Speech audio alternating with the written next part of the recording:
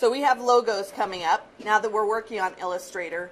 And we're going to take a look at the rubric and everything that I'm requiring. Actually, it's a fairly quick project. And in the real world, it would be a quick project too. A lot of the best logos are made in minutes. I mean, if you think of the Nike logo or something, there's probably some notion put into that to think of what they were trying to say. But then after that, the creation of the logo takes about 30 seconds in Illustrator. So if you look at the rubric, the first thing here is I'm asking you to be trying to say something. Because if you're out there in the world, you'll see that there are a lot of people that will make a logo for you for, you know, $5, $50, something like that. And they're just generic, a couple of shapes, something pretty, but they don't necessarily fit your business. They don't necessarily try to say anything. And for this, I want you to actually try to say something. Through your color selections, through the shapes that you choose, everything like that, I want you to actually make something with purpose, not just something that's just a shape. For instance, if you look at our infused desktops that you have all around the classroom, that's kind of what we're doing here. What do you think that is? What all is in that logo?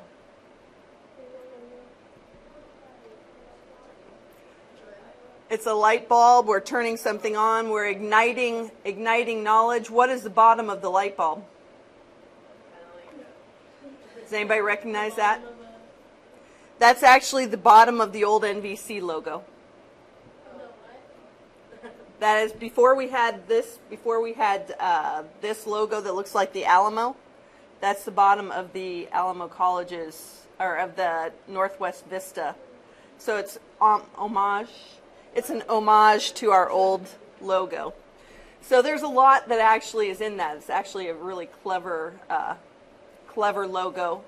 That's what we're trying to do. We're trying to, all of the professors at this college are trying to get together and get you to find information, teach you how to, because if you can do all those things, you'll be wonderful, educated people. If you can find information, use it properly, find good information that has, that is, you know, not from a really biased source, because we have a lot of bias out there. We have a lot of information out there floating around, but a lot of people are trying to make a different point rather than actually educate you on the actual facts, or they're educating you on cherry-picked facts. So then put information together and evaluate information. So we're trying to indicate all of that in that logo, and it's actually a very cleverly done logo. I'm impressed by it. Let's take a look at some other good logos out there. I just Googled best logos.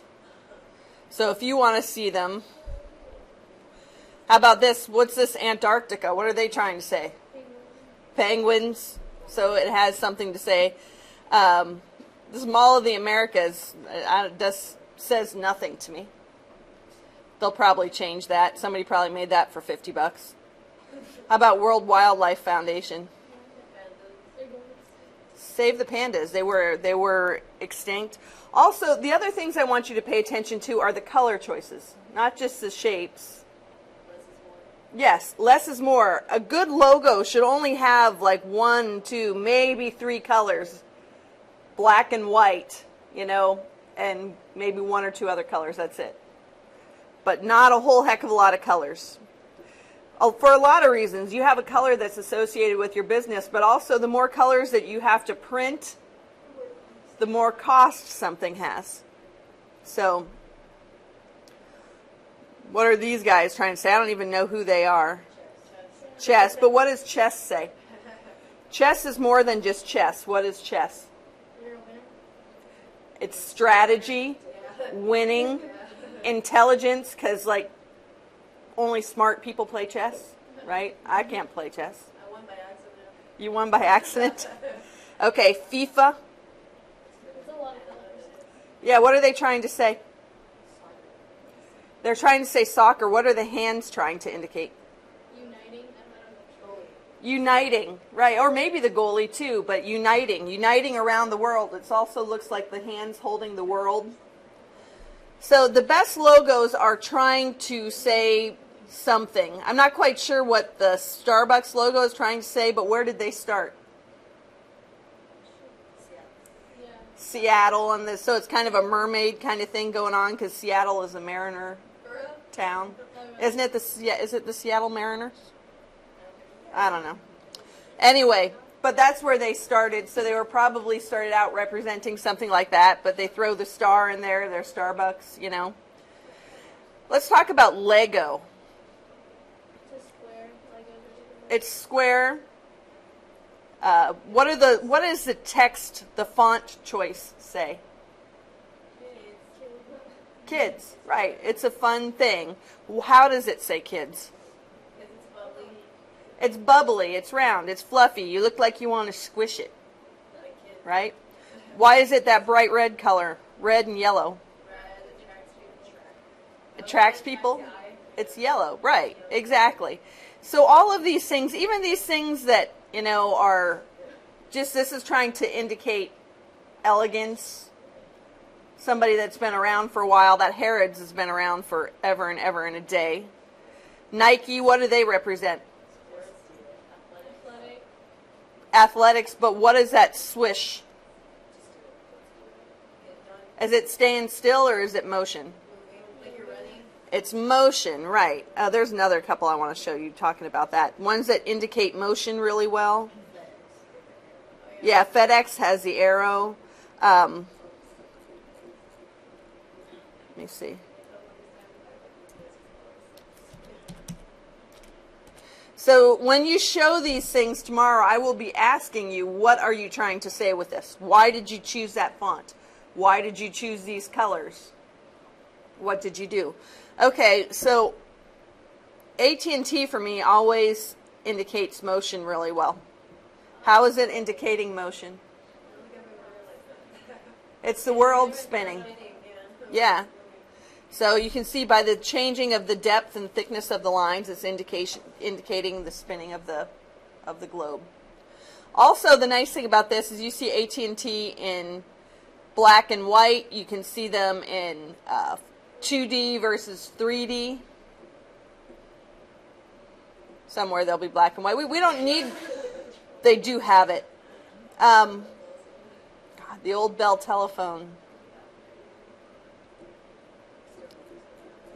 Okay, so that is what I mean. When I say try to be saying something, you will be asked to indicate, and you can make a logo for anything you want. Your band, your mom's clothing store, your uncle's tire store. I don't really care. You can make a different logo. Make a logo, okay? I want the logo to have like at least two different color layouts. I want you to have black and white and color. So, well, no, it can be like, I would say no more than 2 or 3 colors maximum. But black and white, why do I care about a black and white logo? Well, maybe it stands out more, but think about print. Where does print happen? Is print always in color? No. So you have to have a logo that you can work, and you will have to sometimes maybe adjust things to work well in black and white. Like if you go back to that AT&T logo, I didn't get a black and white one here, but when they're putting stuff in black and white, they're probably putting this particular logo in black and white. They're not trying to flatten this thing out.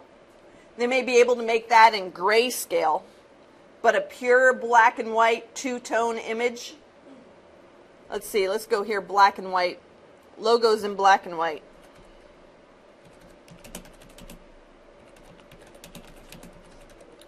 So it's not just a newspaper, but it's also going to be if you put things on a business card, a black and white only print business card, you need to have a solid black and white print. Some of these are grayscale. This is actually grayscale. When I say black and white, I want actually black and white. The two-tone, that's it.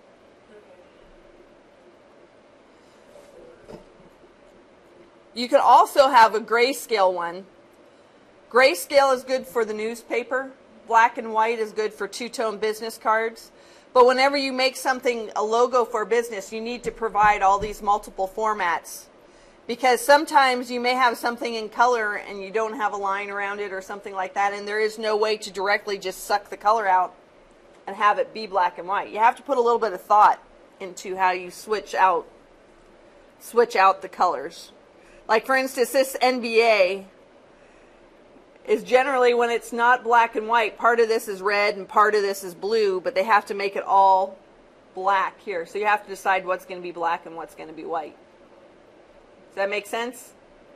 So you have to have black and white and color for sure. You can also do black and white and grayscale, which grayscale adds in the gray to indicate more colors. Like this, I'm loving it here. That's a grayscale.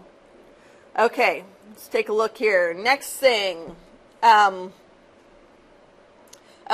put a link of logo tips in the module, so I would like you to read through that. And it talks about what makes a good module. And basically, it's few colors. It has to be memorable. It has to be identifiable.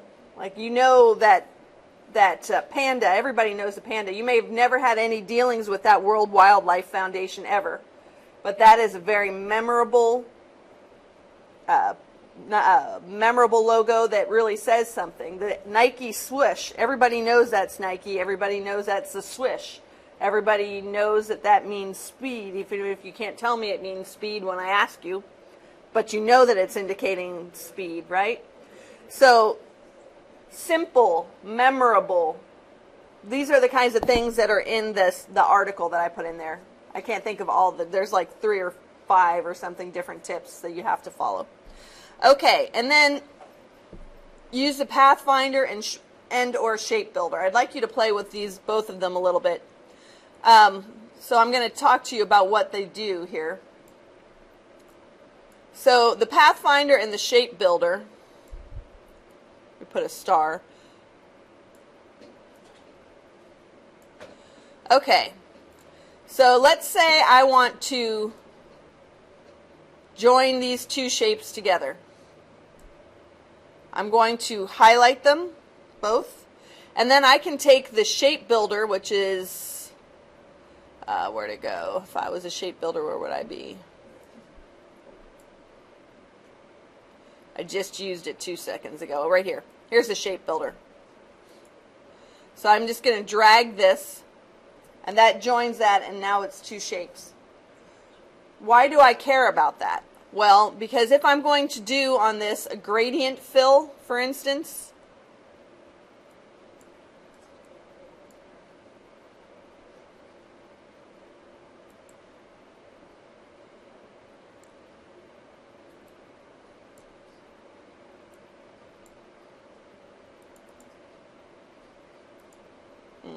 let's see here.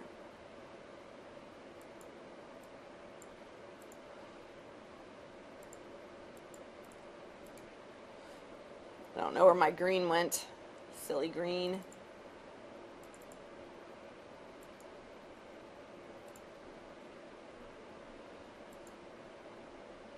Have y'all worked with the gradient tool? The trick here to make it work the way you want it to, because it tends to want to be black and white, that's the initial default. So if you go into the gradient tool, where'd it go? I lost it. Pathfinder, I want that. I don't need this.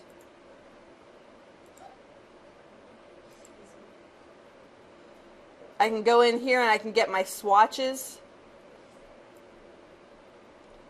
Why does that gradient tool keep flipping away on me? It's really annoying.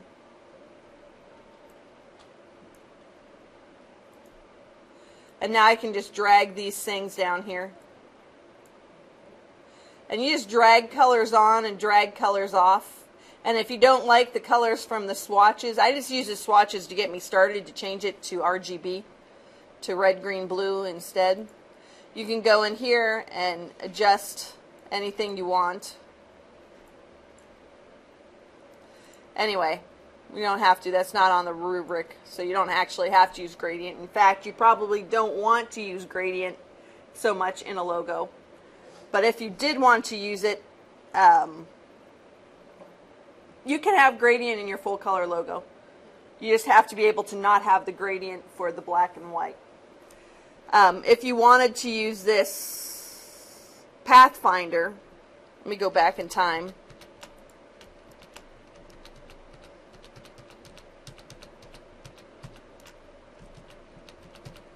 Okay, so if I wanted to do any kind of gradient fill or anything like that, until these things are joined, even if I select them and they're not joined, they're not going to do the gradient properly, and they're not going to fill as one unique item or as one complete item. They're not going to have an outline around the whole thing together.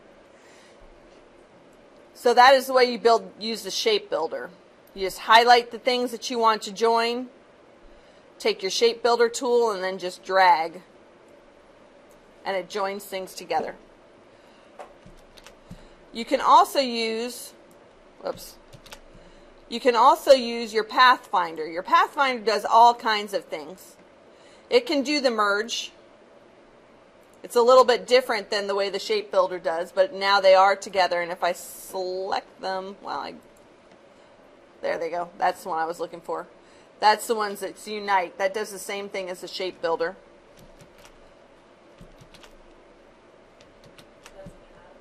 Pathfinder.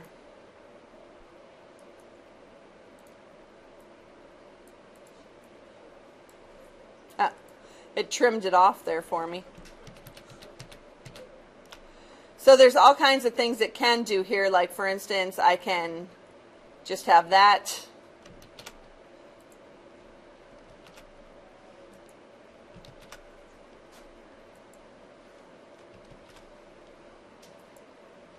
I don't even know what some of these are good for. But you can find all different kinds of ways to crop things down. My particular thing is that when you make an interesting shape,